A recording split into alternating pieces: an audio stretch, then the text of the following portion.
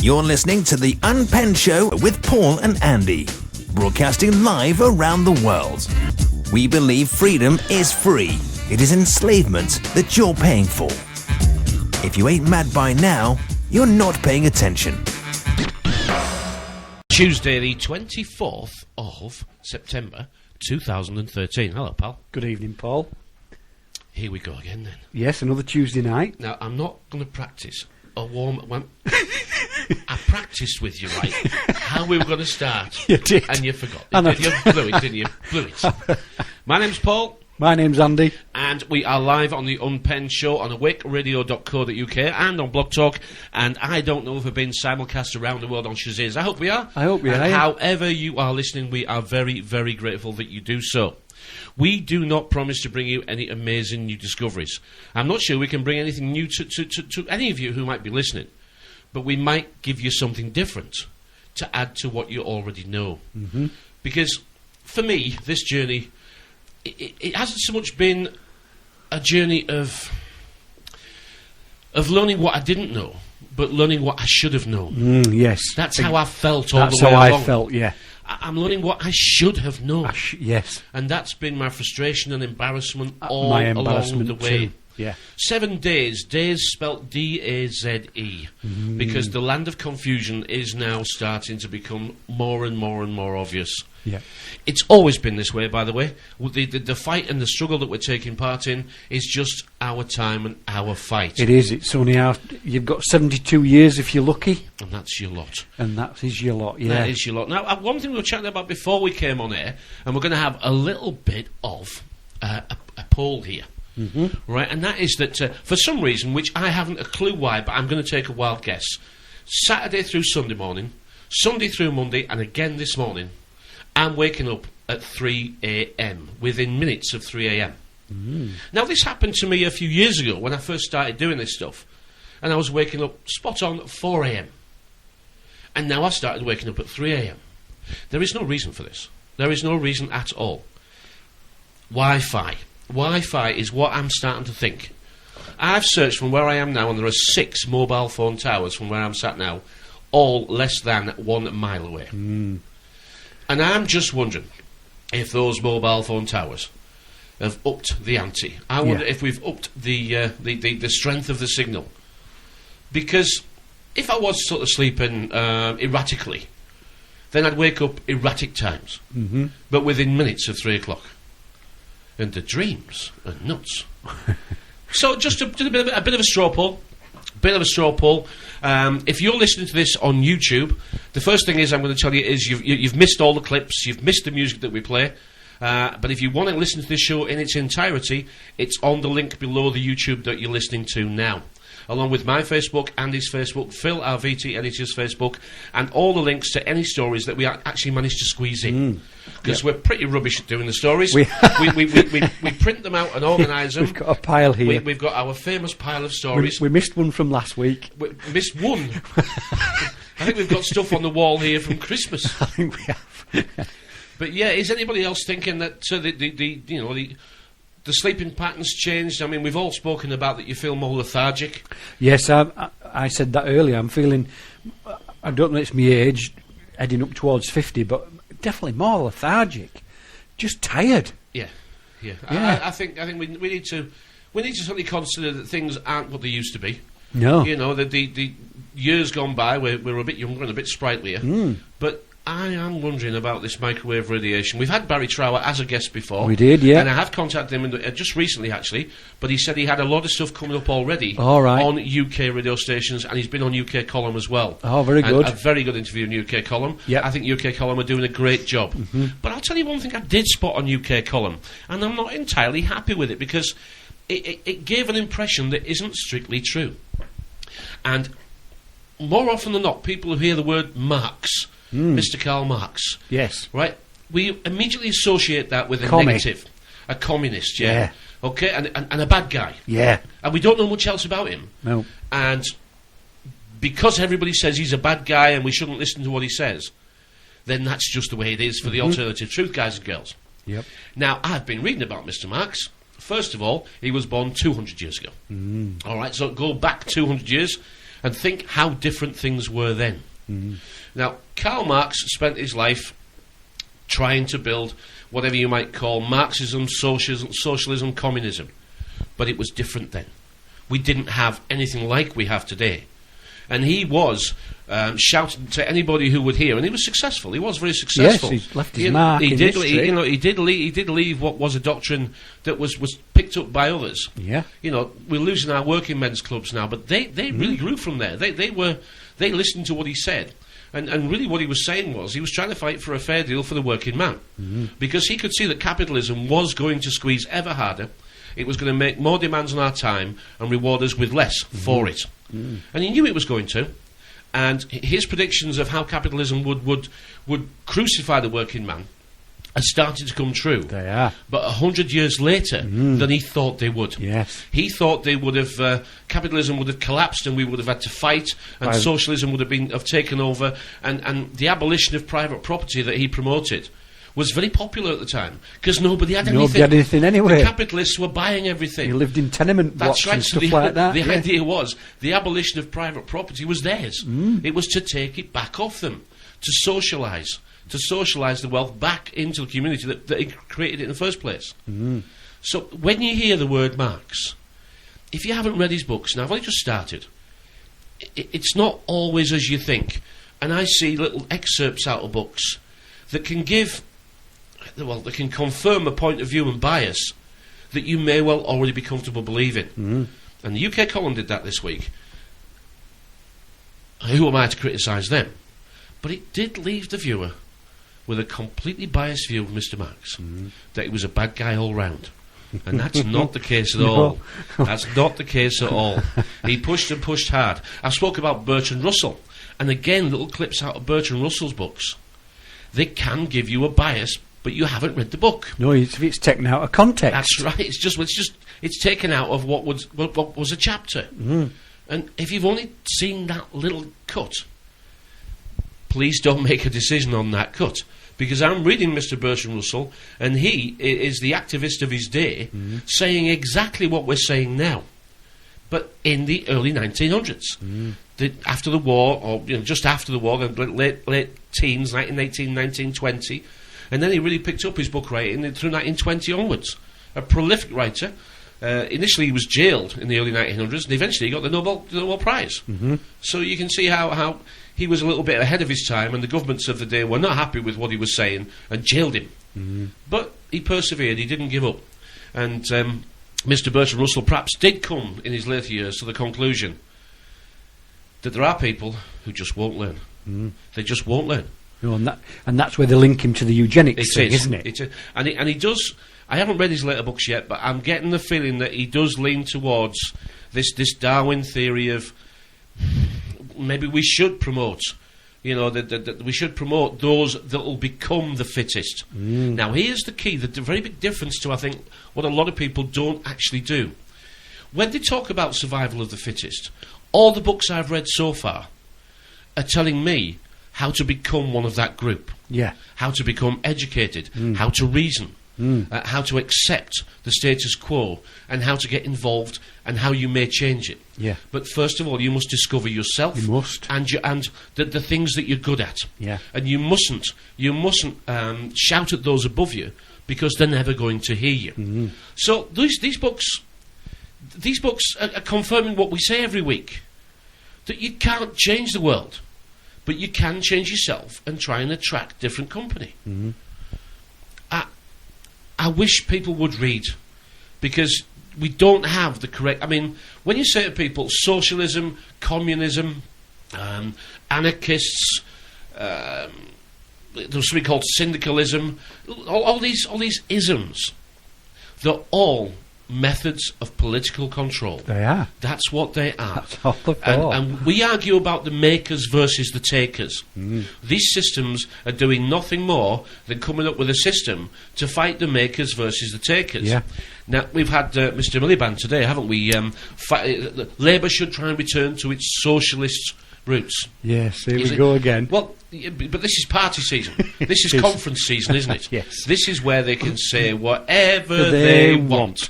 All right, they don't have to back it up. They don't have to do it. This is where they have the time of their life making promises that they know they're not going to be able to keep. If you listen to some politicians, you'll hear them say, they'll make a grandiose gesture like, we're going to repeal the bedroom tax.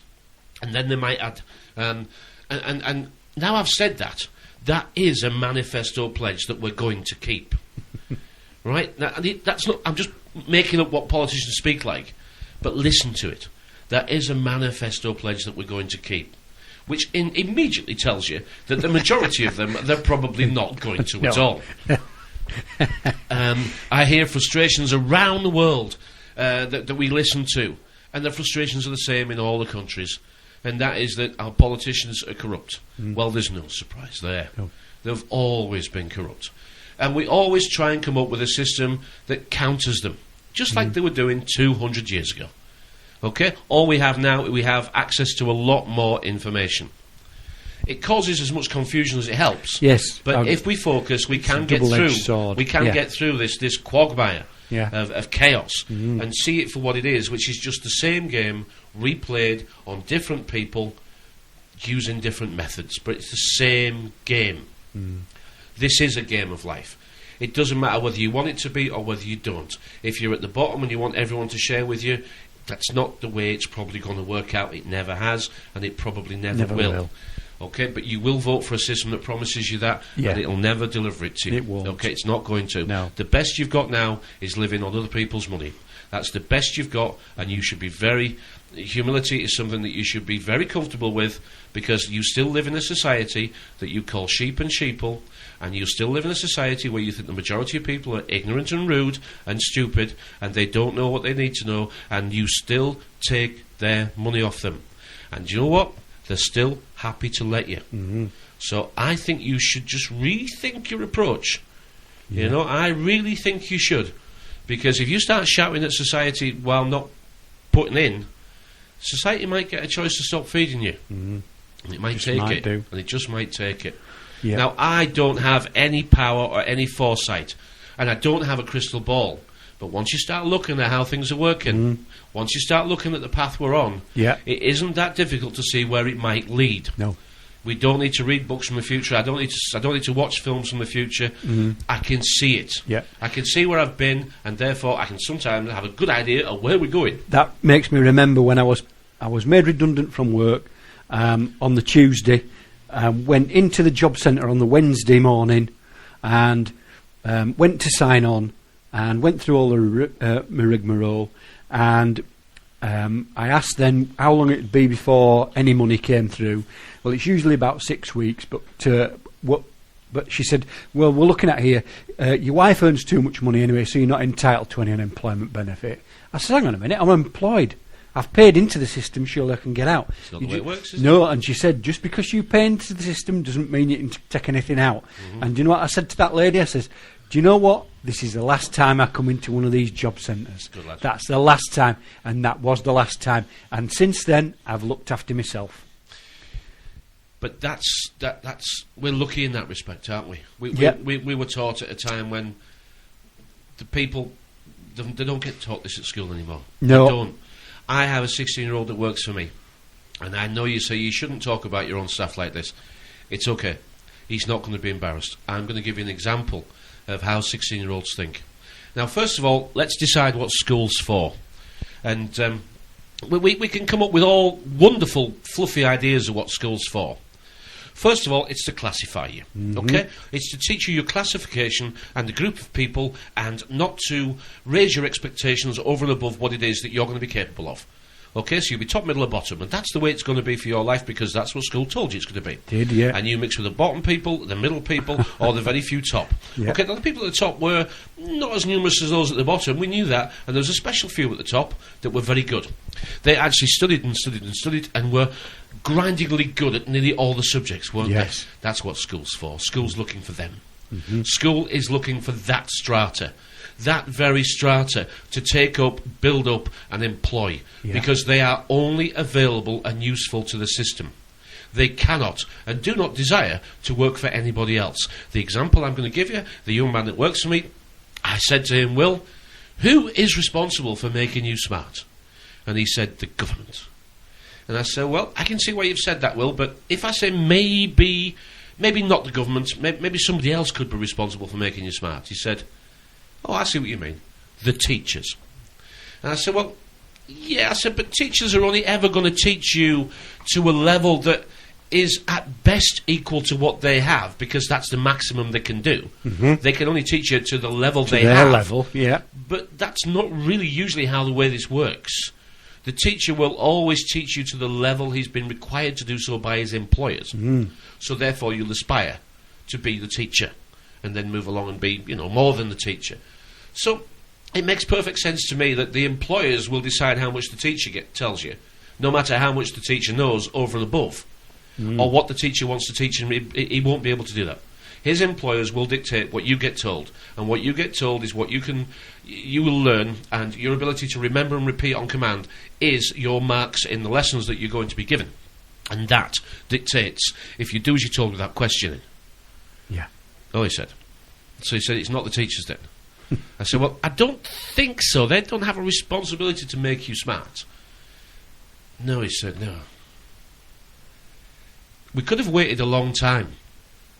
So I said, well, who is responsible for making you smart? I don't think he'd have got the answer. Me. I don't think he would. It wasn't coming, was it? No, it was never coming. No. And this is the worrying part of this. Because I like him enormously. Yeah. But the slave training system is so good that this is not the first youngster I've employed. And I've said to more than one, they help out with the washing up and that sort of thing, a couple of hours after school, a couple of times a week. That's what they do. We usually have 3. And I love it with the kids because they make me laugh enormously. Some of the stuff they think it's so funny. But it's not the first one where I've said, what will you do after you've left school? Well, the government will give me a job. That's what they say. That is what they say. Now, school is designed to find the very best in the system that they create. Yep. To find those people that they deem to be the very best of use to them. Yeah. That's what it is. Now, I can back this up at school because my best friend at school was the head boy. He's now a barrister. My worst enemy at school was the bully. He's now an owner of a big local coach company, buses and coaches. Both successful in different ways. So it makes me a little disappointed to have to report to you that if you do as you're told at school and you're smart enough to remember, you get to go where you don't get your hands dirty. And if you bully your way through and you're not frightened by the consequences of your actions, then you can also do okay that way as well. Yeah. And that my life does bear that out. And I was never the school bully, and I was never the school brain box. So here I am, twixt in between.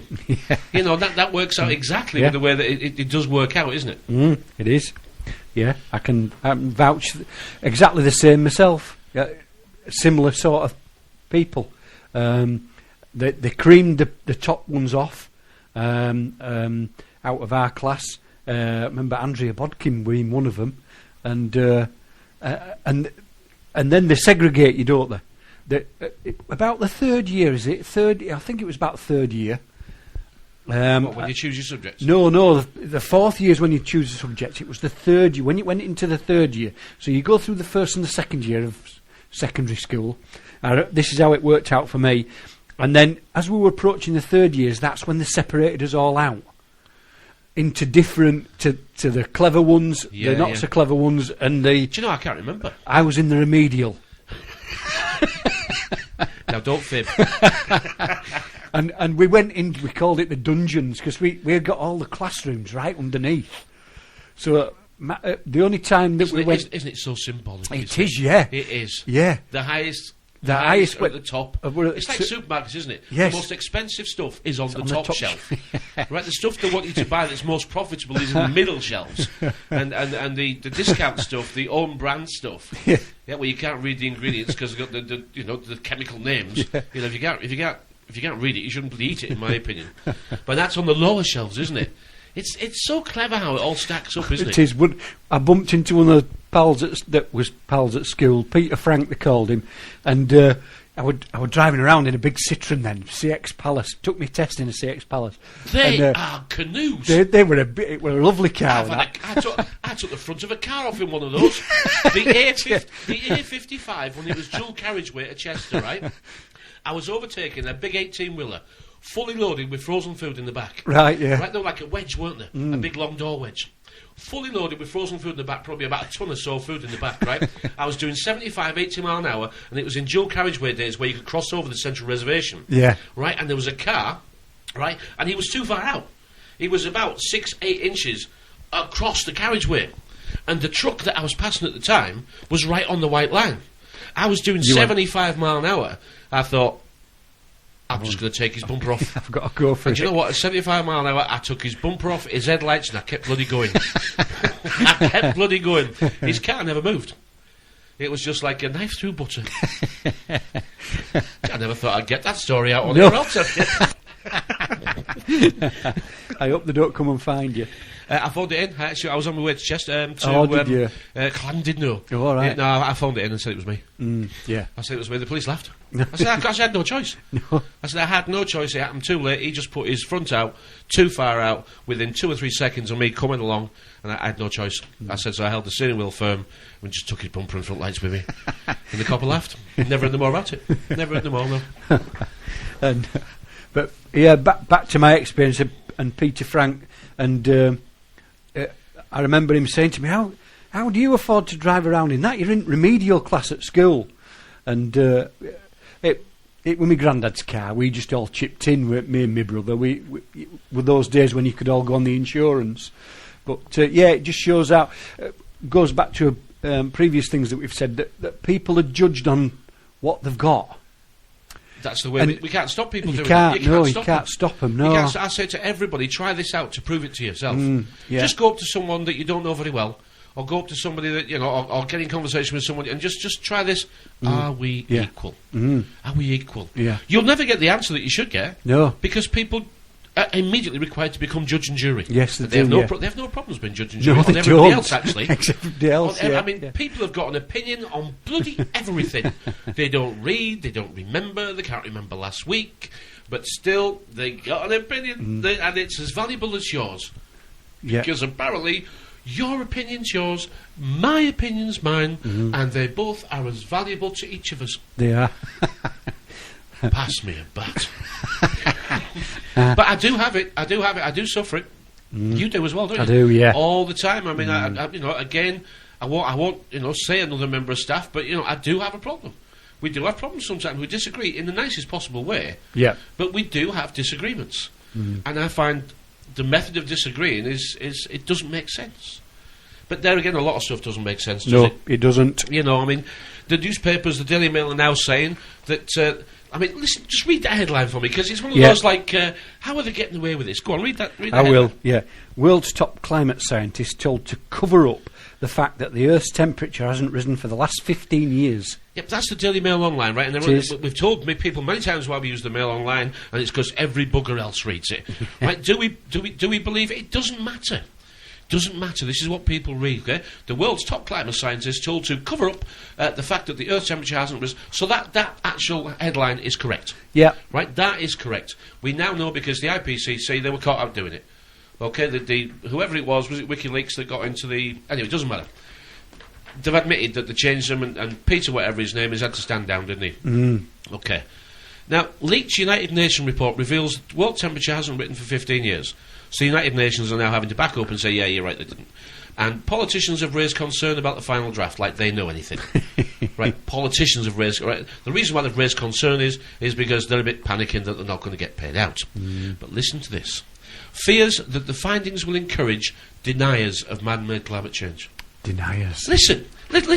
Fears that the findings will encourage deniers of man-made climate change. Well, we're not denying it. You tried to lie about it. Right. They're trying to lie about it and then telling us we're denying it. Exactly. we aren't denying anything. No, we're saying you're a bunch of lying scum. We're saying you've just admitted in the top headline, cover up, which is a nice soft word for lying, for bloody lying, like lobbying for bribing. Right? So the world's top climbers are told to cover up the fact, lie about, and the fact that they've done that means that this will encourage deniers of man. It doesn't make sense. It doesn't. Oh. Right? It does. So it doesn't make sense. No. It's doing exactly what it's supposed to do, though, isn't it? Yeah. That is just. It's Brilliant, isn't it? It is absolutely. I mean, nearly every government around the world lies to the people. Mm. They always have, and they always will if will. they can get away with it. They've told people over the years amazing things of what's right and what's wrong. And 99 times out of 100, they get away with it. The few times that it doesn't take hold and become a belief, they just shelve it. A bit like the gas out of the back of fridges was going to bring on the new ice age. Remember that one? Yeah. Do you remember that one? I do, yeah. Remember that one? And then it was the aerosol cans, wasn't it? Yeah. Yeah, but that didn't catch on either. No. So they just gave up. Yeah, They just gave up and came back with another idea. Yeah. Yeah. We must see it for what it is. They just said, "Oh, this is CFC free." CFC free. But if you think about it, in the 70s, we went through the energy shortages. We went through the rising energy prices. They tried to sell us 3D television. And they started on the unions big style. Now the unions, which are pretty much gone now, and what are left are teethless, toothless. Yeah. But They've done themselves a disservice, haven't they, really? Well, they've been co-opted, haven't They have, we're, really, We're learning yes. over time now We that are the union learning. leaders were Yes. paid off early days. Yep. And I'm not saying all of them, but too many of them now. Too It's many, come yeah. out that the union leaders have been playing both sides. Yep. They've been having dinner at both houses. Yes. It's like being They married. have- It's, they've like, been it's like having two Sunday double lunches, agent. isn't it? Yeah. You're married twice. Yeah. And you have to go and have some lunch at that house, and then you come Yeah. home and say, "Hello, dear," and you have to eat another one. That'll. So, I know why John Prescott's the size he is now. You've just answered that question for me. He's an interesting guy. I wouldn't. Oh, God. His solution to people who throw eggs at him? Punch the bloody him. lights out.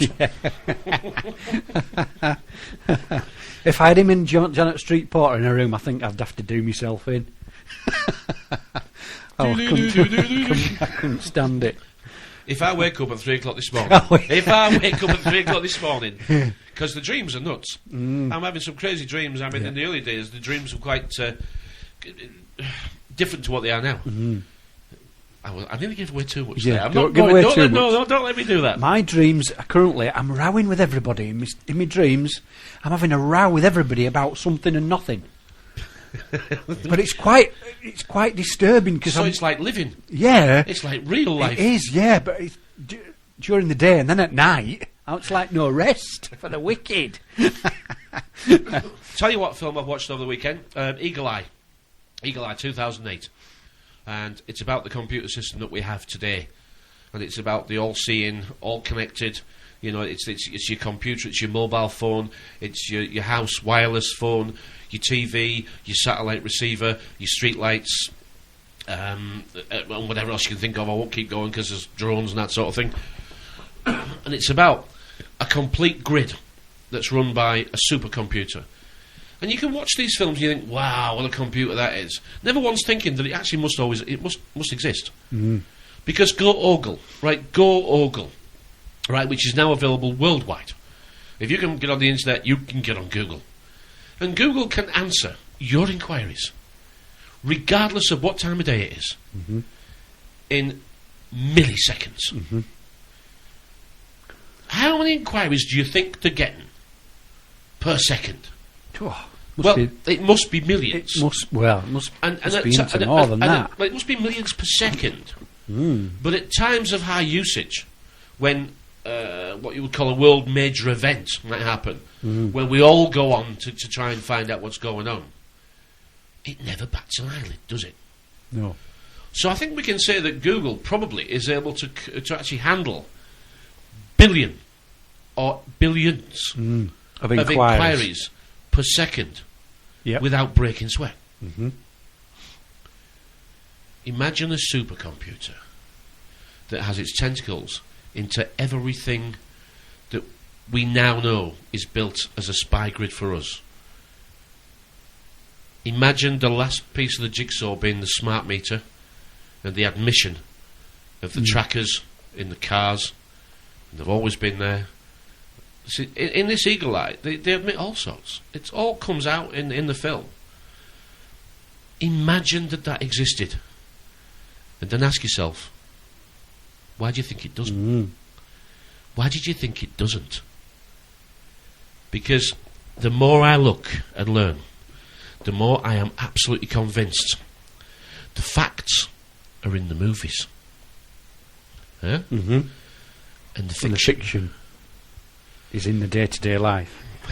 The fiction's in the bloody news, isn't it? Tunes then from Talking Heads. We are back. It is Tuesday the 24th of September 2013. My name's Paul. My name's Andy. And we are live on awakeradio.co.uk and on Blog Talk and simulcasting around the world on Shaziz as well. Mm-hmm. Isn't technology a wonderful thing? We must use it for these very reasons. We must, yeah. We must use that. The reason why I played Talking Heads there is I don't agree that we're on the road to nowhere, but I actually do want to ask the question. When are we going to be on the road to somewhere? To somewhere. Because after studying these political systems that have been around for, well, to be honest, thousands of years. Yeah. But if we look closely at the last sort of 200 years, the systems that have tried to challenge the existing establishment have been similar to the ones that we talk about now. Yeah. And they've not been very successful. But they've been more successful than we are being. Okay, so we must sort of look and perhaps ask... It is working better in the years gone by because Marx forecast the fall of capitalism by the early 1900s, as I said earlier. But he was wrong. He was wrong because capitalism was shared with us all. Okay, our standards of living rose remarkably over the next 30, 40 years. From what we had just after the First World War to where we were in 1960 was a remarkable transformation. Capitalism was needed to be shared.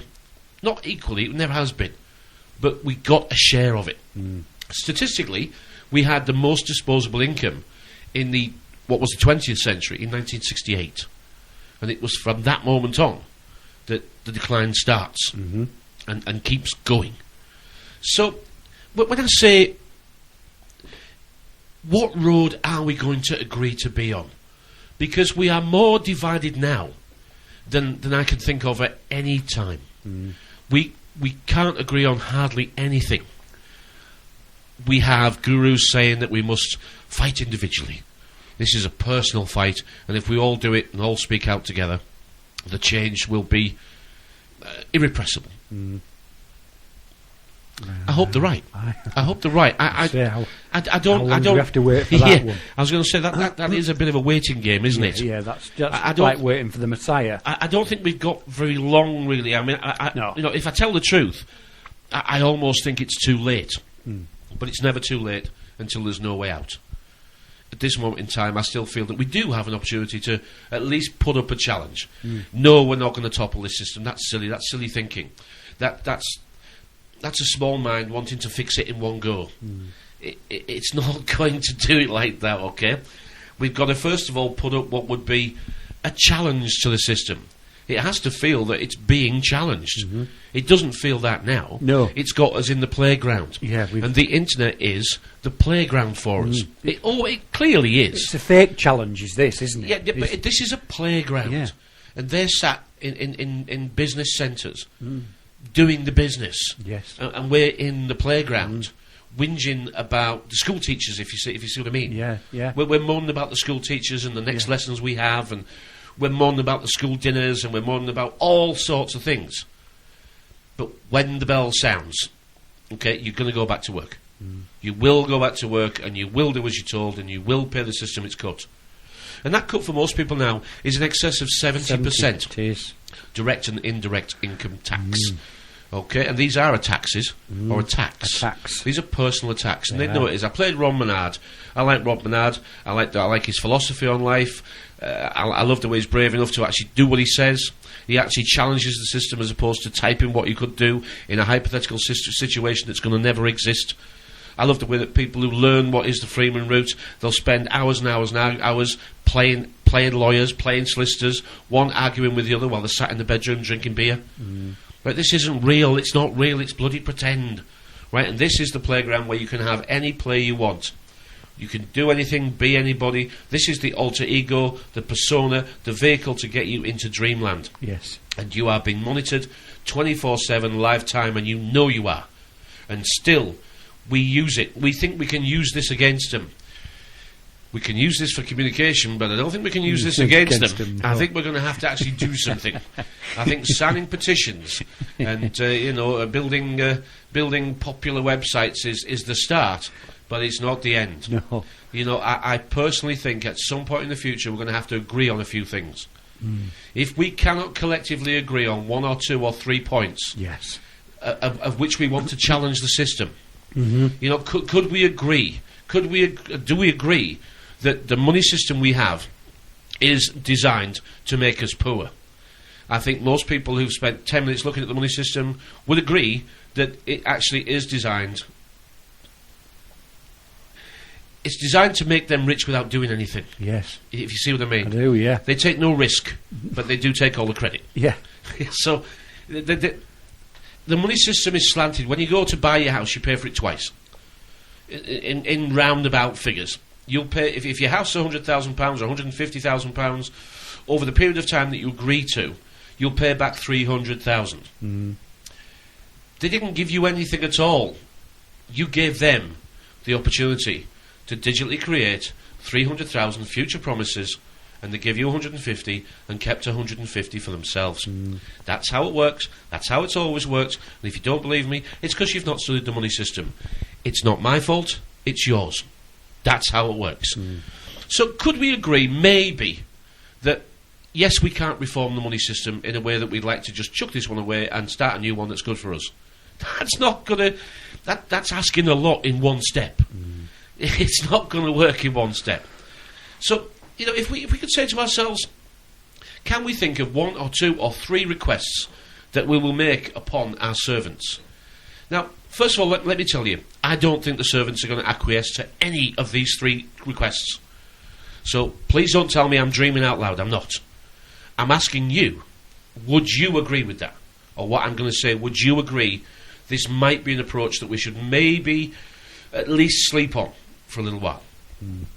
Would you agree that buying a house is what we all try and do? Yeah. We all want a house of our own. So would you support manifesto point number 1, interest-free mortgages? An interest-free mortgage supplied by the government to allow you to buy your own home for you and your family. Would you support that? Now, you can get into the details with me if you want, but I'm not listening because you can do that on your own. Well, what happens if... Well, how many mortgages... Well, don't do the details. Would you say, I could vote for someone who said, yes, we should be allowed at least one interest-free mortgage to allow us to buy our homes? And there would be no stipulation on the payback method or speed. It could be up to 50 years, however we're comfortable with. That would be good for 2 reasons. One, you wouldn't have to financially sort of struggle. You'd be able to live and sleep a lot easier than you do today. And the interest that you didn't give to a private business called banks, who keep that money for nothing, that interest that you don't give them would go into the economy. Because you'd have it to spend into the economy, you would, rather than it being stolen off you. So would you consider an interest-free mortgage as something that we demand from our government, at least one each, at least one each, as and when we need it? The only stipulation is you can't have one on buy-to-let. No. You have to live there. Yeah. The rest of the fine details can be sorted out by people much smarter than me. Would you support somebody who said, I think we should have health freedom?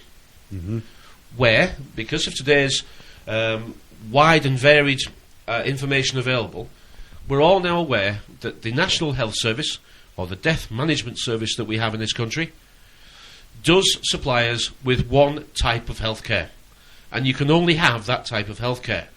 If you want to choose an alternative, the National Health Service will not support you in it, they will not help you in it, and in many ways they deny you the opportunity to even get it or try it.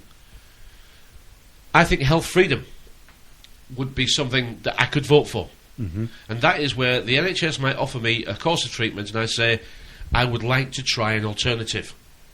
And they say, well, go on then. Do you see what I mean? Yeah. Well, go on then. Yeah. And people might say, all right, you go and try the alternative and you end up being fooled by some crackpot who's selling you flat Lucozade and telling you that's going to fix it. Right, yeah. Yeah. Right, and then a year or two later, you come back to the NHS and you say, I'm sorry, I tried and I couldn't fix it, and I'm even worse now than I was then. You could argue that that could be the result. Mm-hmm. But there could be another result, and that is that the NHS saves money. Mm-hmm. Because there can be no doubt that some of these alternative treatments are beneficial. Yep. I won't say cures. I'm not going to say cures. Beneficial to who, though? Well, no, beneficial to the person who takes it. Oh, right, I see. I see what you mean. Now, I was thinking that the rather pharmaceutical companies taking benefit from it. Well, first of all, we must ask, why are we not allowed these alternatives? Yeah. We know the answers to that. Exactly, because that's what I'm saying. It may well highlight that these alternatives are at least as good as what is available from the Death Management Service. So we realise, in some way, why aren't we allowed to have them? I think if somebody voted we should have health freedom, and we'd have a little note below saying, and let's see how we're doing with that a couple of years on. Mm-hmm. Let's see how that's working out. In other words, it's not set in stone. Mm-hmm. And the third thing would be my MP. My MP. Who I can't get to. Mm-hmm. I can't get to him. I can't get to him. I've tried and I can't. I can email him and his office replies, but I can't get to him. Mm-hmm. Why does he spend his time in London? I know why. But shouldn't he? My third would be your MP works local. Sets up offices in your town halls in the constituency that he represents. Yep. He sets up offices in the town halls and he's freely available to all who may want to speak to him on an appointment basis.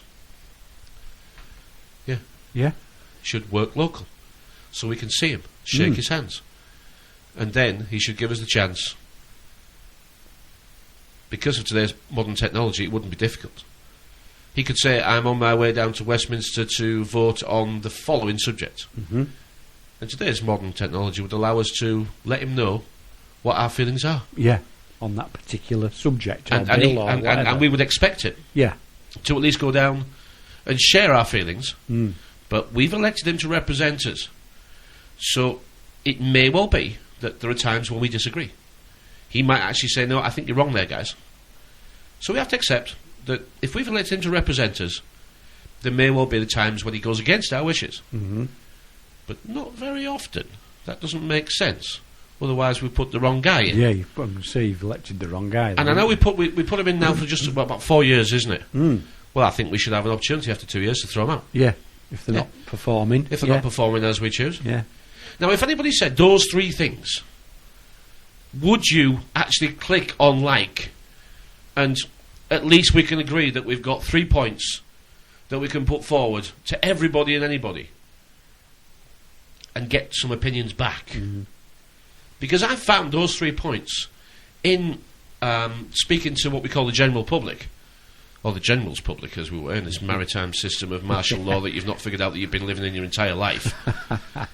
With martial law. No, you've been under maritime law all your bloody time.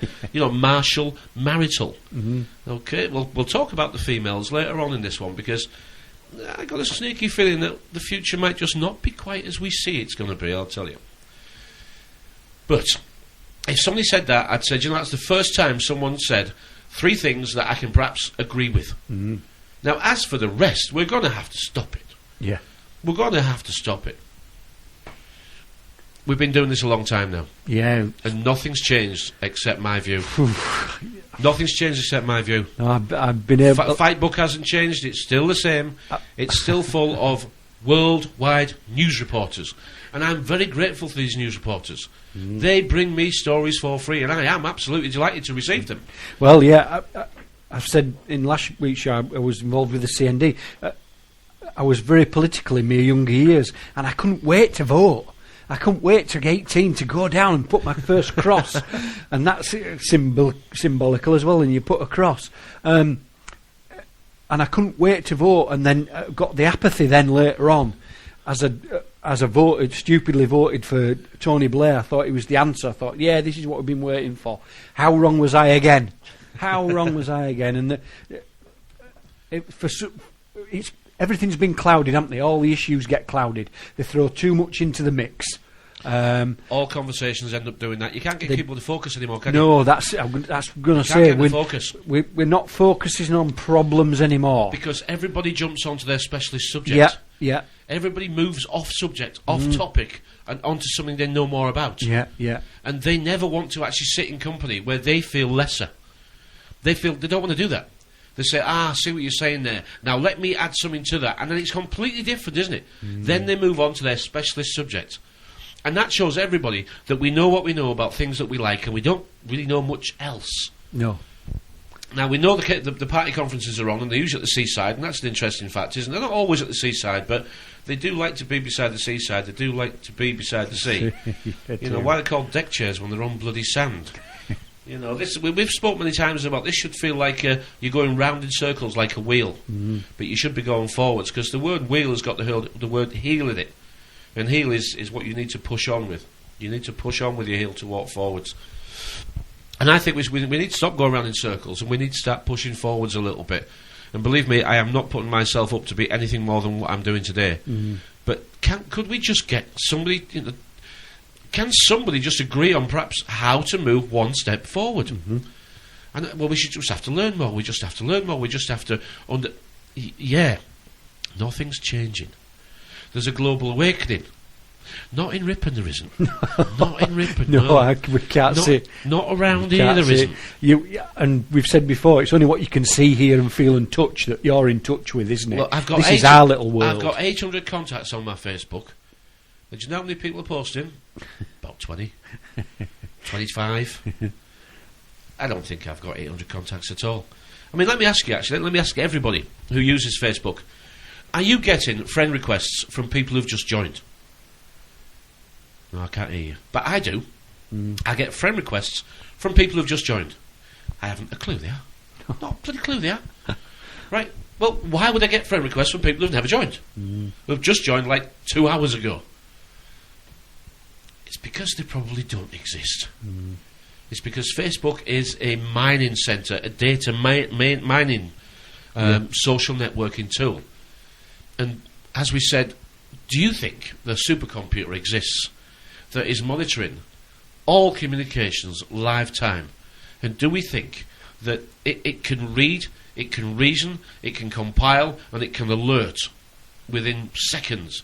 And do you think it has a little hard drive in its supercomputer memory with everything you've done on it? Well, if it didn't exist, and I was asked a few years ago, what would you like to create? That's what I'd create. I'd say, no half measures. No half measures. I want a tentacle into everybody's life. So I can watch them live time. I can take the temperature of any given area. I want them divided into the groups and sections so I can listen and I can learn, and they will never outthink me, because whatever they're thinking, I know they're thinking it. So before they even get the coat and shoes on, I'm ready for them. And don't just give me one or two, I want everything. I want the lamp posts, I want the cars, I want the mobile phones, I want the wireless phones, the wireless networks, I want the telephone masts, the satellite receivers, the television, the computer, the laptop, the gadget, the tablet, the Kindle. I want it all. Plug it all in, because the only thing that's going to be smart is the bloody meter, because I'm going to make sure the smartest thing in their house is the bloody meter. I think we could be very close myself. I think we are. I'm saying very close because I'm hoping it's not a done deal. It might be. It might be, yeah. It might be. It might be, yeah. It's a little disconcerting that people call us paranoid. Have you got cameras everywhere? Are you listening to what everybody says and can't resist getting... Me neither. When men become truly free. Very dramatic, actually. It is very dramatic. I'm not advocating that we actually do try and create revolution in the way that he says. You know, every free man will try and take down another. But that's old-fashioned thinking. That is old-fashioned thinking. It really is. We've got to have some new fashion thinking. Yes. I didn't play that because I liked it. I played that to show you that if you think that's the way forward, it's never worked before. I've seen Braveheart. Yes, no, it didn't. They racked him and killed him. It did. They racked him and killed him. All right, he was bloody good. Yeah. Mel Gibson did that Scottish accent. He was brilliant. Yeah. And he's only little as well, isn't he? Yeah, yeah. But he looked as big as all the rest of them. It's amazing camera angles. Anyway, Cuban eels. We've got to start thinking different. Yeah. Now, you've heard this all the way through your YouTube apprenticeship. Think different, think different, think different. And we've all... We see a different reality, and we think slightly differently, but I don't think this think different has caught on in a way that you should have done. If you're still arguing with someone, you're not thinking different. You still got that ego about being right. You still won't let go of what other people think about you. Well, I don't. Look, you do, because you're doing it. You're doing it. Okay? If you're slightly offended by what I'm saying, it's because your shell's too thin. And ego is the word for egg. All right? So you keep your shell suit on, because it's not very fashionable now. Shell suits went out a little while ago when you joined this gang. Isn't that how it works? Yeah. Yeah. If you're offended by what somebody says, you're not listening. You've got to ask why they said it. Yes, that's the... Why have they said that? Are they trying to upset you? The chances are probably not. You can only do that yourself, remember? Yeah. There is nothing I can say to upset anybody. You have to become upset by what I've said. I can only challenge your reaction. Your reaction is how you take it. You either take it well, or you take it badly. If you take it badly, it might be because you know I'm right. Now, I don't want to fight over anything. It slows you down, and if you're throwing dirt, you lose ground. Yes. That's not a good way forward. Definitely not. We are not going to agree on hardly anything because the system has ensured that we're not going to agree on hardly anything. We now have levels within levels within levels, and it's all judged on material, income and wealth. Well, our judgment methods are still focused on what does this person want from me, or can I get something from them? It's still here. It's not been eliminated. I don't see it eliminated anywhere. I have not yet experienced it, except me and you have come up with a way of doing business with each other that we're both happy with. Yeah. I do not have that relationship with anybody else. Everybody I've met in this alternative, moving around, never stay still, news media movement, everybody I've met is judgmental and opinionated. They don't have facts, they don't have figures, they don't have statistics, and they have very little vision. And what they say is what they've heard somebody else say. Yeah. It's not them speaking. They've just swapped one type of programming for another type of programming. And anybody who's doing rather better than we think they should, we shoot them. We shoot them, don't we? I mean, the People's Voice, David Icke. What do I know about the People's Voice, David Icke? Very little. I know he had a fundraiser. He raised 300,000 quid in a very short space of time, which I think is very, very encouraging. If people from the UK and around the world wanted to help David Icke build a TV station so he can broadcast live on a subscription basis the shows and programmes and people they want to hear from, what business is it of mine? The answer is it's no business of mine at all. And if he wants to say whatever he wants to say to whoever he wants to say it to and they want to pay for it, that's a good deal. It's got nothing to do with me. I can either pay and buy a ticket and sit and watch the same show, or I can go do something else. It is none of my bloody business what they're getting up to. And I wish we would remember whose business we should be concentrating on. Yes. Because in the old maritime world, you are judged by the company you keep. And by the company you keep, it's you. You're the company. A ship is judged by its company. And are you a ship? And how is your company doing? Are you doing good business? Are you trading? Are you going from port to port and barter exchange, whatever? Are you doing business in this land of the sea? Well, no. The system has never stopped any of us looking at it, learning it. I mean, Amazon has got a page So you want to know how the world really works. And they've got every book listed. Yeah. Every book that I believe would be beneficial for people to read, and a few that they haven't, but if they get through them, they're doing bloody well. It's called, right? So you want to know how the world really works. Book after book after book after book. All proper editorials. This is how it works. If you learn Listed this... under that section. Yeah, if you read this, your life might be better. It's not like... They've never hidden it. It's us refusing. We refuse. Remember, what goes in your eyes and in your ears is all that can ever come out of your mouth. Yeah, 'cause it's all There you is ever know. nothing else that can... Nothing else can happen. Only your instincts, your remembering, and those who are on this journey properly will know what I'm saying. That you feel like you're reassembling something... That you already knew. That you knew you're making, Yeah. you're putting it back together. Yes. You know, to dismember is to blow apart, take apart, whatever. To remember is to put it back together.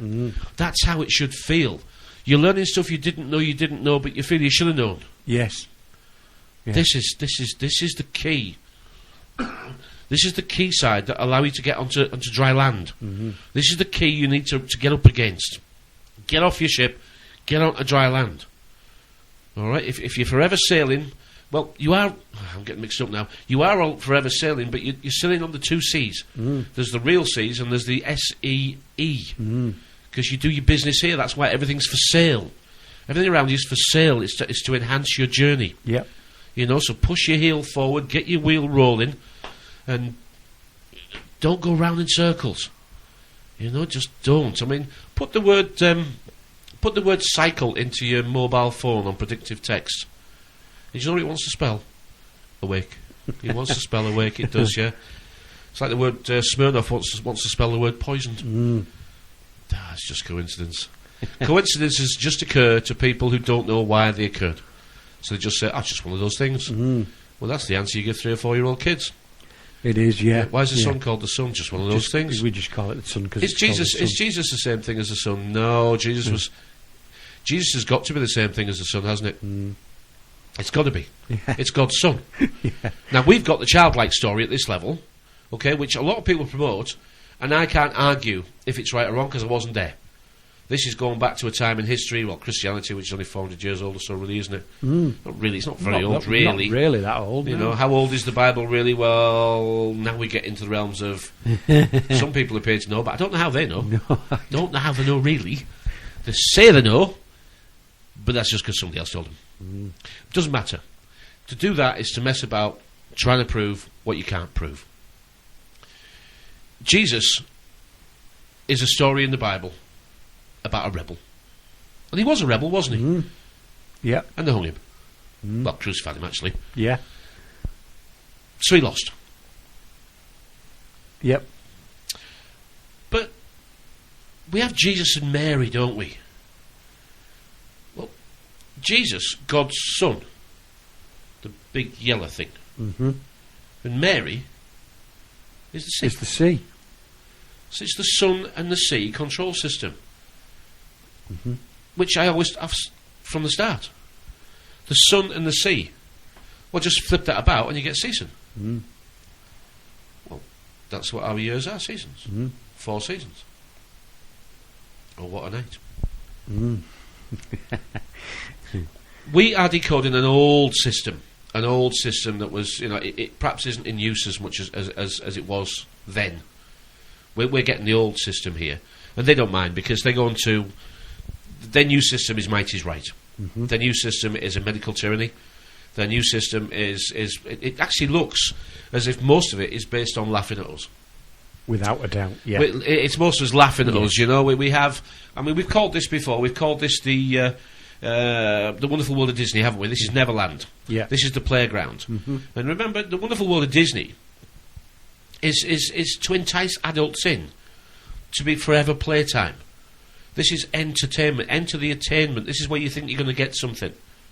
You're not going to get anything from entertainment. You know, enter, attain, meant. Okay, you're giving them your mind. Okay, you're spending your time in here, but you're getting nothing of value back. The only wealth that you have is time. Yeah. And how you spend it. reflects on what you get for it. It is. It's difficult to get back as well, isn't it? You can't have it back. No, you can't. You can't have it back. Once it's gone, it's gone. But this is the wonderful world of Disney, enticing adults in to go play, to come and play. And here's the funny thing about it. Talk about irony. It's controlled by a mouse. They are laughing, aren't they? Just like last week when they got the dyslexia centre in Reading. Yeah. Now, a lot of people listening, perhaps around the world, don't realise what we're saying by Reading. You might say, oh yeah, Reading. I realise that. No. Because here in the UK we say Reading, but it's actually spelt R-E-A-D-I-N-G. But we say Reading. There must be a reason for that, but I wouldn't have a clue what it is. So we do have some fun. Yes, it may sound like I'm picking and poking at people who perhaps should know better than arguing's not a good idea. I don't think it's never been won on an argument. I think the calm, cool, collected voice is always the one that's trusted more, isn't it? It is, yeah. When men are truly free as well, it talks about fear, does it? Let go of fear. It does, yeah. Now, and I've met a lot of people who say they've let go of fear. What do you define as fear? They won't come, though. They won't come to where we go sometimes, will they? No. They won't come to meetings. They won't stand at the front. They won't stand up at the council. They won't ask questions. They won't make fools of themselves, do they? No. What fear was it they were letting go of? Again. What was it? What was it? that fear? Yeah, what was it? What was it? No, you go. You ask him. You ask him. You ask him. We don't expect everybody to do what we do. We're not asking you to. No. But you do have to do something. You do have to do something. That reminds me of a story that I had when I'm working for a local farmer, and his wife's on the handicapped and mentally handicapped side of things when it gets to legal things, and she goes and sits on like a board, and they sit on this board, and then they decide what's best for this mentally handicapped person that's got no relatives. Right. And on this board was a QC at Queen's Council, and there was a social worker, and one of the local MPs was there, and they had this American company came in and did a presentation, and at the end of the presentation it was open to any questions, and there was total silence in the room, and the farmer's wife had the courage to say, she just said, I'm sorry, I didn't understand a word of that at all. He did a 15-20 minute presentation. She couldn't tell me what it was about because this is called confidential. Yeah. But she said he gave this presentation about mental handicapped people, and I didn't understand a word of it. And the gentleman at the side of me who works for Queen's Council said, I'm glad you said that, because I didn't understand a word of it either. And what would happen in small-minded communities? What would happen? The person who said it, right, would say, I'm sorry, I've listened and I didn't get it, I didn't understand it. And what would a small-minded person say next door? I knew you wouldn't get that. Yeah. Oh, you didn't? You didn't understand it, did you? Oh, well. Well, perhaps you should listen a bit closer. Yeah. Perhaps you should be a bit more like me. Because that's how you get on, you know. I've got a bloody chip shop, that's all I've got. I don't boast to be anybody. I just hate people arguing and doing the wrong thing. When I actually crib and crab about people here, it's because they're arguing. It's because they're sharing things that I'm not interested in, they're discussing things that don't matter, and their own life is what they're trying to save. You can't save another person unless you've saved yourself. And saving yourself comes in form number one. And that is, stop the bloody paranoia. Stop the paranoia, stop the fear, calm down, relax, and understand that it's your life and it still belongs to you. Yeah. The system has never once denied you the opportunity to learn how it works. The system says, if you want to learn how it works, learn how it works. What you'll learn is, if you learn enough, you'll learn that this is a brilliant system designed to screw the people at the bottom. It is, isn't it? All right, we want them to work for us for virtually nothing. And we're trying to come up with a system where they will work for nothing. We've pretty much got it now, called fiat currency. They'll do any bloody thing we want for stuff we can print out of fresh air, and still they don't get it. They're the mugs, they're the enslaved, they're the broken, and they still think that they have some value in, and they don't, because they don't make themselves value. They spend their time in bloody playgrounds, different playgrounds around the world, and then they're going nowhere and doing nothing, and still they think we're listening to them. And we say to them, we never promised to tell you what you needed to know. We made it quite clear that we'll teach you what we want you to know. And if you're still using old-fashioned thinking, then you're not even awake yet. Because you should now be able to say, I had to turn reality upside down, and everything that I thought was true appears to be mostly not. Yeah. It appears to me like I've had to drop a 6 by 8 foot mirror. I've dropped it, it's splintered into a million pieces, and now I have to sit down, slowly but surely, and put the bloody thing back together. Yeah. On my own. And like all jigsaws, start with the corners. Get your pitch. Remember, your pitch is a sale. And the sale is what people are going to be attracted to. Because you're in a box. Now, you can call it an office. And from a box office, you sell tickets for the show. And it's your show. You've got the same programming as I have. Yeah. Producer, director, costume designer, stagehand, electrician, and you can now either choose to be the audience or the star. This is your show. You live in a dress. Behind a dress is the door, is your private show. That's a private show for private dancers. When you open the show onto the main stage, the big stage, in other words, outside, dress for the occasion and put on your show, and people will buy into what it is that you have. And if you're starving, it's because you're not selling the stuff they're looking to buy. Get into it. Enjoy it. Yep. It is a personal journey. It certainly is. Once you stop arguing, you do start clearing the way for seeing the future. And the future is going to be a little bit different to what you guys all think it's going to be. Because I have faith that we can do it once we calm down and stop arguing. The actual ages of people who listen to the show that we're doing is mostly over 40 and under 60. That's the actual ages that we get when we get the feedback off YouTube. Yeah. And what tells me is that under 40, it's very hard to actually get a handle on this stuff. Yeah. And over 60, you've almost had your fill. Yes. You've given up. You've pretty much You've had everything. You've had your fill of trying to change the world. And now you concentrate on the last chapter, which is basically feathering your own nest, because you realise that the government's not going to do it for you. No. My pension will be available the day after I've died, and if I ever get to the point of drawing it, it'll be half of what I thought it was when I get there. It won't be enough anyway. I know it won't be enough. How can you start a conversation when you say to people, look, I want you to consider the future, and it's nothing like you think it's going to be? How can I know? It's because I look at the past.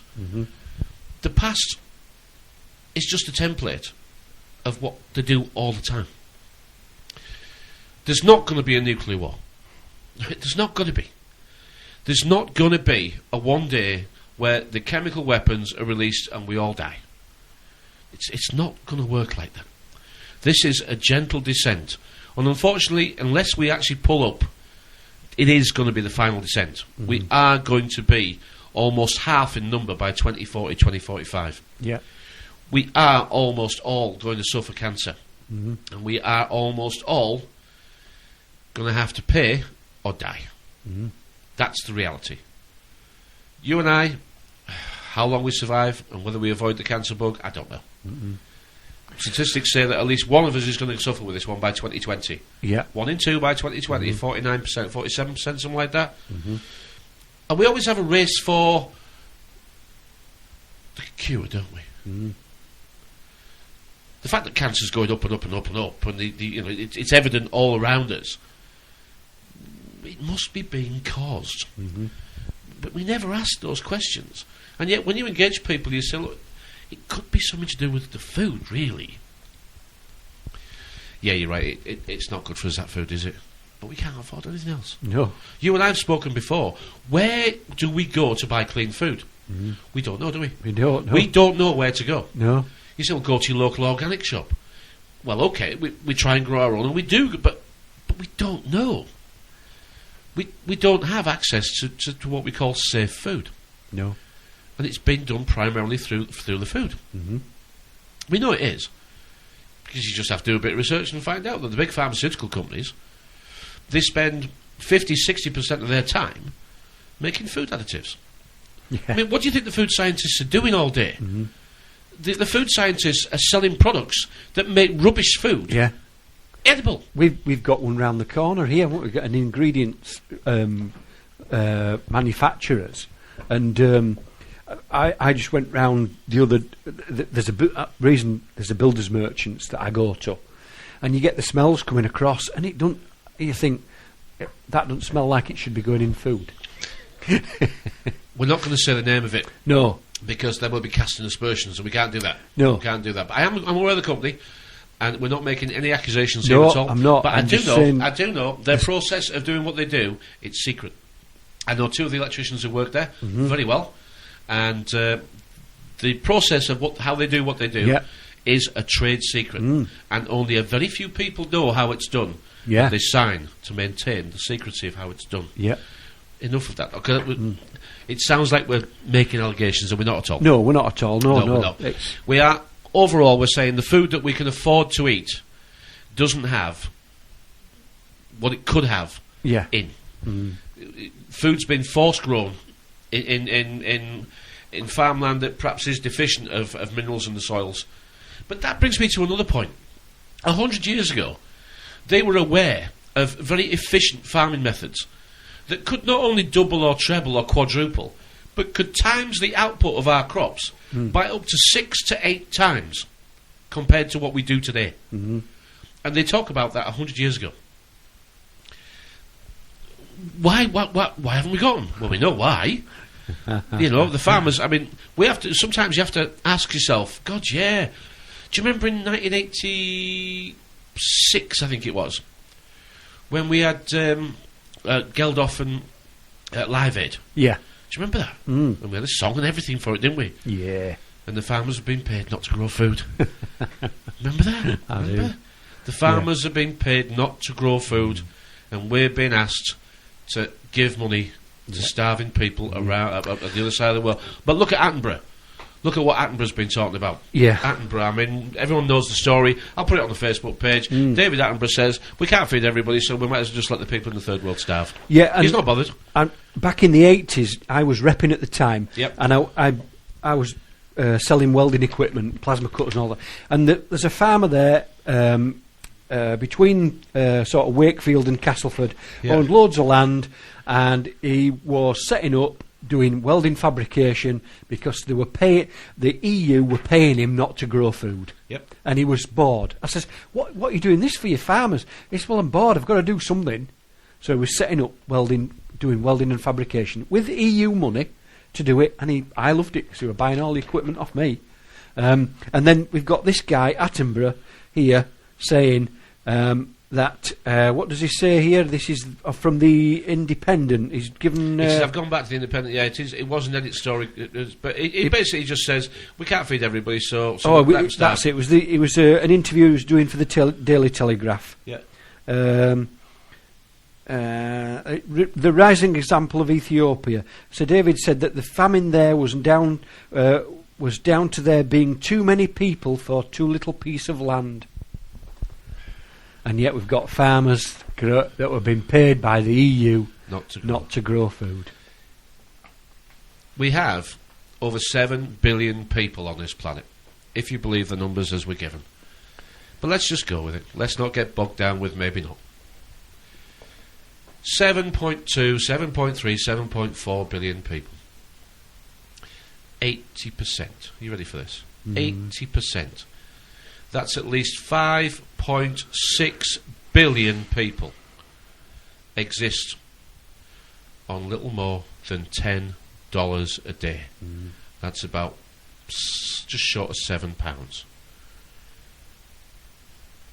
That's amazing. 42% exist on less than $2.50, which is less than £2 a day. That number has been steadily rising my entire lifetime. When are we going to start to say what we're going to do? Because nobody is coming to save us. It doesn't matter who you listen to. It doesn't matter whose faith you put in, or who you put your faith into. There is nobody on here, nobody on here promising to save you. Now, they're doing what they want to do, which is enticing you to come back next week to listen to some more. The truth is, we couldn't care less whether you come back or not. No. We'll be doing this with or without you. We will be doing it, yeah. With or without you. Yeah. This is what we do. This is our stamping time, isn't it? This is it's frustration time. That, you know, after all these years of studying and reading, it doesn't feel like we're further on. No, we've been to meetings. We've gone down the Freeman route. We've done all these things. Well, I'm looking at stuff here. Power companies hate this. Energy companies are scared that people will learn how to produce free energy for their homes using this unique device. Yeah, but that's what happens. Don't promote that, because I know how that works. They just sell you designs of how to make it yourself. I know, that's what I'm going to say. Yeah. But if this was, we've been doing this now. This is where I get frustrated. We've been doing this for 6 years now, have we? And the stuff I've researched on there, and I've spent hours like yourself staying up 2-3 o'clock in the morning because engrossing. And there is a way. And if this was available, and within this movement that we're in, or these people that we're meant to be rubbing shoulders with, if I'd found something there that I could show somebody and say, right, we've done this, it builds, you don't need to plug into the national grid now, you can put this in a cupboard outside, build a shelter for it, stick it there, and this is it, this is where the electricity comes from. I'd be sharing that with people, and my God, we've spent some money looking, haven't we? Yep. We've invested things, looking for this free energy. Where is it? You suddenly draw a blank, don't you? You come up against sometimes a brick wall that you can't get round. Ask yourself, let's do these imaginary levels, right, of income brackets. Let's just do it. I'm saying imaginary levels, these levels of income brackets. Who spends the most time on here? What bracket? Yeah, I would say people that have got more time on their hands. Yeah, people that are at home doing not much. Without any research, I am 90% plus confident those that have got the least spend the most time on here, and those that have got the most don't even entertain it. Yeah, I bet that's about right. I suspect half of the information on the internet is at least suspect. I can't say false. At least suspect. I know the hard drive, the hard drives of information that I've downloaded when I first started. I go back and look at them now, and they seem quite childish in a way. You know, what I was believing was important, it is now. What is important is what I do, not what I watch. It's what I do and what I know to be true. It's what I can see in the world around me. It's not what I'm shown, it's what I can see. This is very important. This is a big difference. Yeah. As to how your education moves on. Because to be shown is to be what is to watch. To see is to decode for yourself. You've not been shown a decode. You see it for yourself. That's very important, because if you look at what we do every Tuesday, we actually try and present reality as we see it. Yeah. In however we think will cause a picture to be created at the other end. In other words, the person who's listening feels in some way different. It doesn't matter how. If the difference is a positive one, then we've achieved something. If the difference is a negative one, we've achieved something. And because you have no way of arguing with us, we do say, please put comments on the YouTube video, because this will be a video tomorrow. The musical clips and the stuff from YouTube that we think is appropriate to discuss won't be part of this YouTube video. It'll be edited out, so all they hear is you and I chattering. Yeah. We are live on awakeradio.co.uk and on Blog Talk and around the world via the Shaziz radio network, which I believe consists of over 40 different radio networks across the US and beyond. I don't really know actually exactly where they are, but it doesn't matter. This is a global thing. Mm-hmm. You and I can sit here and broadcast to the world. Yep. For pennies. Mm-hmm. We've never ever had that at all. It's never been available. It would have cost probably 50, 60, 80, £100,000 just to set up a studio and connect it into the necessary to be able to broadcast just in this country. Yeah. And now look what we can do. Mm-hmm. So exactly, that goes back to my point that I'm making earlier there about the energy. There are things that you can do when you're available to, and then the things that you want to do to help yourself and make yourself a little bit more self-sufficient. No. This world that we've built, we're too far. We're a long way in now. Yes. We're a long way in. That proves how far we're in. We're a long way in now. We've not only forgotten how to be independent, but we don't want to be. No. We actually don't want to be. Now, you can tell me that you would if you could, but you don't because you can't, which is just really a very weak defence of I don't really want to, but it sounds good if I say it. Right? No, I don't want to give up electric. I don't want to give up my heating. No. I don't want to give up the ability of providing a service where I can keep a small profit and feel in some way, small way, successful. Yeah. I'm not going to give that up. Not without a bloody fight, I'm not. No, me neither. I've heard people say you have to lose everything before you're prepared to fight. All right, no. All right, yeah. Right. You crack on and do that, then I'm not bothered about that. You find like-minded people, fella, and see how you get on, all right? Yeah. Because I tell you what, it doesn't work like that at all. No. You've got to be stable, you've got to be confident, you've got to be cool as well. Why does this system let us do it? Because it doesn't mind. It doesn't. No. It doesn't actually mind. No. It's got a tentacle in my house, and it can listen to what we're saying, and it knows that we're pissed off, and it knows that if it keeps pissing us off for years and years and years to come, we will eventually throw them all out. So this is, how much longer can they keep the tap screwed down? It won't be for much longer. It won't be for that. Oh, it's going to go on for years. No, there'll be a little bit of a let-up. There'll be a bit of a let-up, and a little bit of a let-up will be coming. But it'll only be a let-up for those that are in business and working. For those numbers of people that are actually unemployed, they're going to have to consider their future. And their future is going to be replacing the employed people. And I'll tell you how they're going to do that. They're going to be put onto bloody workfare. Now, we have in this country somewhere in the region of about 5 million people unemployed. I know it says 2.5 million, and then there's job seekers, and then there's whichever listings have got. No, it's about 5 million people on unemployment for one reason or another. There's over 5 million people on 0-hour contracts. Now, 0-hour contracts do not make everybody poor. Let's get that right first of all. 0-hour contracts are sometimes used to overwork people as well. Yeah. I know 2 instances locally where people have signed 0-hour contracts, and the 55, 60 hours, they'll do as they're told because they signed the contract saying they would do it. I know of a chef been working 70, 80 hours, a 0 hours contract, so he just gets that much per hour. Right? He's got no rights, it's... I work 2 jobs on 0 hours, working behind a bar, and then the other one's at Comet. That's right. So on top of my other job. So that's right. So we're making these 0-hour contracts into something new, and when not. Actually it's always existed. Yeah. But the 0-hour contracts are different. They're different in the way that you've got the rights. Yes, okay, but that's the only difference. But you never did have on a part-time job cash in hand anyway. No, you didn't. You didn't have holiday pay and sick pay. If they didn't have enough work for you, they just said, sorry, I didn't have enough work for you today. Exactly. Oh, all right, I'll go home. But the difference is now that these are primary jobs. Yeah. These are people who are, we've talked about this before.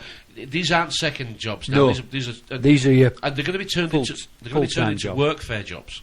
Yeah. They are going to be turned, and we've got around about the same number of people, millions of people working on basic wage. So what the numbers roughly mean up to 15 million, and a vast majority of those 15 million have very little income to spend that is disposable. In other words, they can go party with it. Very little disposable income. Now, the workforce in the UK is somewhere between 36 and 37 million people, aged between 16 and 64, that could be available for work. It's about 36 to 37 million. The figure's 36 point whatever, doesn't really matter. So we've got 15 and 36. So we've got 15 with very little disposable income and 21 with, to some extent, a disposable income. So we've got 15 on one side of the scales and 21 on the other. So when it goes to 16 to 20, will the economy have improved? Of course it won't. So when it goes to 17 and 19, you see what I'm going here? Yeah. So when we get to 18 on each side of the scale, Yeah. the economy will start to basically collapse. And that is where the money system will go into allowances. And your allowances will be issued digitally. Yep. And eventually, cash will be seen as old-fashioned. It'll just be old-fashioned. Oh, old people use cash. And then the government will do their bit. Drug dealers use cash. Yeah. Terrorists use cash. Use cash, yeah. Cash is covered in germs and bugs. They'll do the bit. They'll do the bit. And it'll all work very well, won't it? It will. Like I say, I don't know the future. You just have to look at what's happened and see where you're going. Now, we should take some heart from that, shouldn't we? Because that's Mr. The big news knows everything Brzezinski. And, you know, he's openly saying now, I mean, I actually have taken a little bit more confidence over the past 2 or 3 or 4 weeks when you see the Syria back down. I mean, they clearly wanted to bomb Syria into oblivion, didn't they? They did. They did want to, and the Russians, they're not having it. And you can say, oh, this is all a grander scheme of things. You're probably right. But people in Syria didn't get bombed. No. That's the main thing. Now, you can say there's a lot of crisis actors in Syria, and Syria's not in the troubles that were shown on TV. And you can say, I've seen pictures of big cities in Syria and people enjoying themselves in the swimming pools and that sort of thing. Well, yeah, of course you have. Of course you have. Remember, it's only the people at the bottom that suffer here. You know, when we haven't got anything, when we're starving, it'll only be us that's shouting and bawling. It will. You know, the rich people will be doing what the rich people do. They'll be doing what they're doing. Yeah, it doesn't, you know, when you're looking at millions of people, they only... do you see what I mean? How we get so into arguing? The fact is they wanted to bomb Syria. Yeah. The fact is that, for whatever reason, and we can take some heart, they haven't bombed Syria. No. You know, that's something that we should at least be halfway happy about. The politicians know. They know that we know. They do know. That's why we can't get anywhere near them. That's why they won't come anywhere near us. That's why everything they do is absolutely staged. We so get hung up on things we can't prove, arguing to people that we don't know, who probably aren't even real. You know, we know there's shills and trolls on here. We know there's things called sock puppets on here. These are just designed to get you fighting. We cannot prove any of these news stories. No. We can only go with what we can see with our own 2 eyes.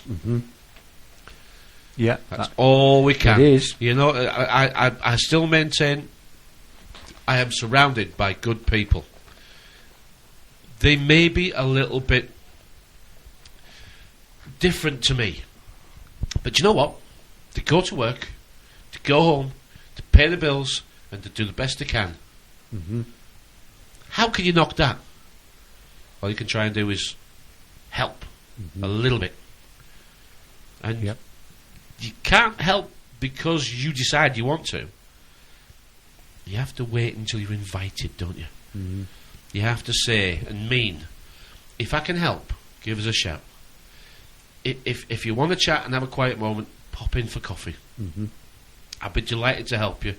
I've got so much more time than most people, and you know, I've managed to come up with you know, perhaps a different way that could be done that might just be helpful. And they'll either come and talk to you, or they won't.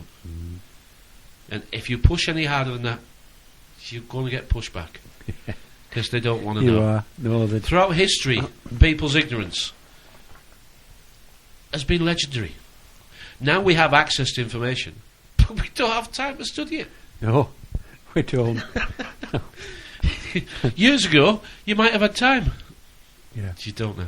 You don't know. No. And it's ciphering what's real and what's false, isn't it? That's the thing. We don't know. We've said this before. And we on still the try show. and cipher it, though. We We still do. try and cipher it. We still, And we can't. no, We you can't. All you can do is listen to what comes out of the mouths. because there's Look at what... Yeah, but... so much deception going on. Well, politics is deception. It is, yeah. It's the art of deception. Yeah. And you don't. It's always been the art of deception. And I didn't figure it out until I was in my mid-40s. Well, But you've got to go through that initiate. It's like an initiation ceremony, isn't it? it is. It is. It's like a It is. confidence thing. Have you got confidence in the system? We'll put this in, we'll put that in, we'll test you here, we'll test you there. And you get through it and think, I'm not falling for that again. This is a test, isn't it? It is, yeah. This is a test. It's a personal test. Can you attain personal freedom? And personal freedom is the ability to think independently. Yeah. So you can think and speak freely. Now, they'll try and outlaw that eventually. But I don't think they're bothered in the way that we think they're bothered. No. They're not. They have all the systems, all the force, all the guns, and all the money. You know, we are coming from a very weak standpoint. But the one thing we do have is numbers. We do have numbers, and just at this moment in time, the system cannot quite manage without us. Over the next 20, 30 years, we're going to be replacing ourselves. Yeah. By that, it's going to be... We'll still be reproducing ourselves, although in lesser numbers. But the genetic modifications will start to come through. And then the technological advances, because the modifications are going to be done before we're born. This designer babies it's there to be. I think you can pay for it already. I think Yeah. there are clinics that you can pay for this already. Can pick their eyes, colour Yeah, their hair, yeah. and all this kind of thing, yeah. Yeah, and one of the most annoying things is it takes so long to come in, doesn't it? We only have one lifetime to actually say, "There, you look, I was right." It doesn't always come that fast, does it? No, it, no. It doesn't just. No, as you said with Marx, written He was 100 years out of time. 100 years out of time. He never exactly. saw. He never saw capitalism being shared No. to build up what we've got today. Now, yes, we know. I played a Damsky and Killer, and that starts off with so few want to be free, to live their lives the way they want to be. And you can say, well, I want to be free. I want to be free. Yeah, but free isn't free in the way that you don't have to put something in. Yes, exactly. You know, there isn't a community that I know of that has existed in history No. where you can Where get a you free just, lunch. You can just sit back and twiddle your thumbs. Unless you're chief. Yeah. And chief rhymes with thief. Yeah, And that's it not does. a mistake, is it? No, it isn't. No. I don't know what we've covered this evening, because we chatted this afternoon briefly. I don't feel like we've got any real... Yeah, no, we did. Yeah, I think Just we did. has it made any sense? Because you and I just yatter on. And I forget people listening. I Yeah, completely forget. We did the wheel thing. We did the politician thing, and I know I've said I wouldn't mind having a crack at that politician thing, but not as you said. Get rid of the parties. This party thing needs to go. Dear, well, Voting for a party. These demands that we could make directly to our public servants, if we just had a big enough number. Yeah. But we're going to have to get out of our houses and go down and make And demands. demand it. And Yeah. we're not going to do it. No. You know, this V for Vendetta moment's not going to come, I don't No. think. I'll be there. I will be there. And I'm not frightened to walk in the front line. I'll walk in the front line if nobody else will walk in the front line. Yeah. Somebody has to go. Yeah, Somebody has yeah. to go first. Yeah. So I'll go, but I'm not bloody bothered. I just... We've got to agree on something Yes. that's popular. We have. We've got to... But it's not just popular with us. No, it's got to be popular with It's got to everybody. be popular with everybody. It has. Yeah. You know, it doesn't matter. I mean, how many people do you think are awake and prepared to act in this country? Go on, because I'm going to say a number. I think. Remember, awake and prepared to act. Prepared to act. Oh, it can only be a few thousand. At best. Yeah. At very best. At very best. Yeah. I think it's less than 10,000. I were gonna pitch somewhere between 2 and 5. Higher than 2. Definitely Higher than 2. Higher than 2, but that's all I'm going to go with. Higher than 2. Yeah. Yeah. They know and we've said it before. They know us so well, don't they? Because they've made us. They have made us. They have made us. They yeah. have made us. In Well, the- in- mums make us. Yeah. Mums actually make us. Oh, but I was saying about the future, how it's going to be a little bit different to what I think people are going to expect. Most people know the new religion is going to be Mother Nature, isn't it? Mm-hmm. The harm that we've done to the planet has got to stop. Yes. And we have to recognise Mother Nature and all the animals in it. I think Attenborough's new show is called Rise of the Animals. Unless you own an oil company, then it don't matter. Don't you talk about oil companies. I'm busy doing the sales pitch here. All right, go on with your sales pitch. Reality doesn't matter. Listen to the pitch. Yeah, okay. Right. Now, we're going to have to learn to respect Mother Nature in the way that she looks after us. Mm-hmm. She is our mother. And we must respect all that's in and on the earth.